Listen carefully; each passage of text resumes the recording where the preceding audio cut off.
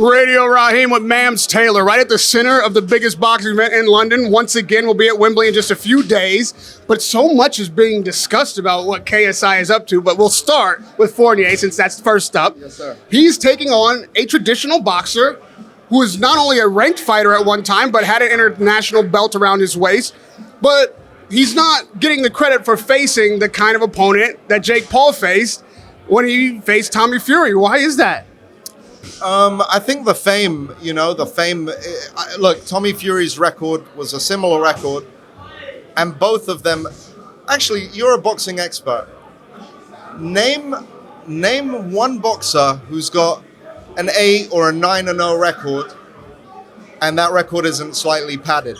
Can you name one in the pro ranks? Well, I've made this defense for both Tommy and KSI. In your first 10 fights, really, you're fighting guys you're supposed to beat. Right. So I think in both of their cases, they're reaching a little bit beyond where their level would normally be if they were traditional fighters. I will say that. Right.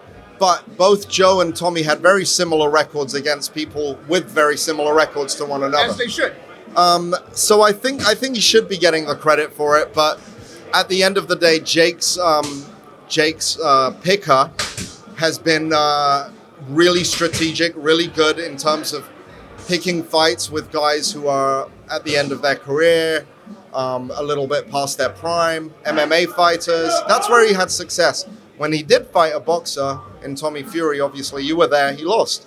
KSI is going to be the first to not lose. I believe that fully with my heart. He's going to beat Joe.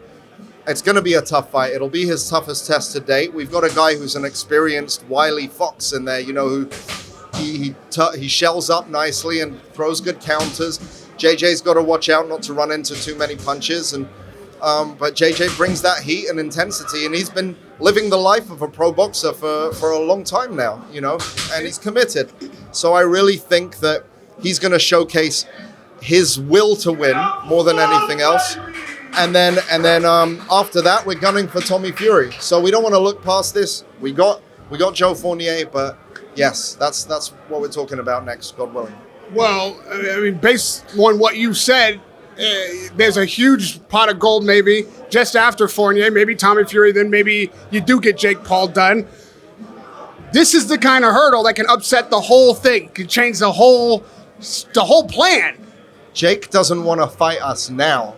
We wanted the fight. We sent him 2 contracts. Jake didn't want to take the fight now with KSI. You think after KSI beats Joe Fournier and Tommy Fury, he's going to want that fight? He's going to keep finding excuses. His last excuse, if you look at his interview yesterday, he was talking about, Mams Taylor wears cowboy hats. I don't want to fight these guys. They do tag team matches. Like any excuse. We never said, hey, Jake, you don't have to wear a cowboy hat when you box. I don't get where this is coming from. We're not asking you to be in a tag team match. Professional, 8 rounds, 3 minutes. Everything accepted by BoxRec, everything, just the way you guys want it. We came to an agreement with the weight. We compromised, Nikisa and myself. We verbally agreed everything. Winner takes all. Their purse is in the middle. The winner takes it all. And then he lost to Tommy, and then he disappeared. And he's gone back to the well where he's had success, fighting guys who are over the hill with big names in the MMA realm. And that's where he's had success. So he's going to go back there. Now, this talk of being in the Hall of Fame and being a future Hall of Famer and winning a belt as a champion, there's delusion and then there's delusion. So KSI he doesn't want to fight Canelo. We don't want to fight Bivol. We want to fight and show that he is the best in the crossover boxing scene. We have realistic goals, and we're taking on fighters that we believe are a good challenge and a good testament to his training. But JJ doesn't want to be the WBC world champion. He wants to be the Misfits champion. He wants to be the crossover champ and take on all comers at the end of the day. And since Jake is ducking, we're going for Tommy Fury, who beat Jake, and then I think all will be proven. KSI has revealed that this Tommy Fury fight is not only real, but he says it's close. How close are we? I can't really comment on it too much, but we're close. We're very close, and I think it makes sense for both parties. For Tommy and for KSI, it's a good fight. KSI is the underdog.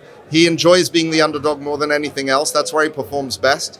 He had no business beating an athletic, incredible, kid who outweighed him in Logan Paul. Outweighed him by quite a bit. A natural athlete from school, JJ. Look at him 10 years ago with his glasses, playing FIFA, and you tell me that this guy would beat Logan.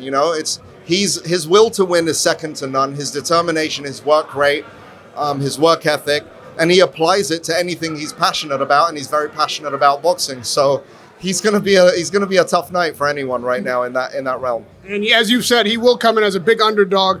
Just lastly, make me and the fans understand what it is that you believe KSI brings to the ring that gives you the confidence that in consecutive order he's going to be a former international champion in Fournier and then take on the guy who beats Jake Paul in Tommy Fury. What does he have? What can he do that Jake Paul can't do?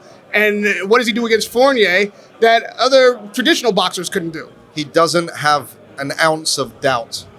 His self-belief is second to none. I've never met someone who believes and manifests what he wants to do, because I could sit there and meditate and say, hey, I want to be Mr. X, I want to fly, I want to do this and that. You're not going to do it unless you put the work in. This kid thinks about it, he manifests it by putting in the work, and he doesn't miss a single session. He doesn't, oh, you know what, tonight I'm going to chill, I'm going to party, I'm going to have a drink. He doesn't do that. He's here to cement his legacy, and part of his overall legacy is this. Well, I'll tell you, I know one other guy like that, and it's a guy to my left, because you've talked about what you wanted to do, and every time you told me what was coming, boy, it came true. So here we are again. Wembley this Saturday night, huge event, KSI, Fournier, we'll all be watching. We can't wait to be ringside with you. And hopefully you get this slate for the rest of the year, because, boy, that'll be fun for both of us. Radio Rahim with Mams Taylor. Always a pleasure. Thank you. Always a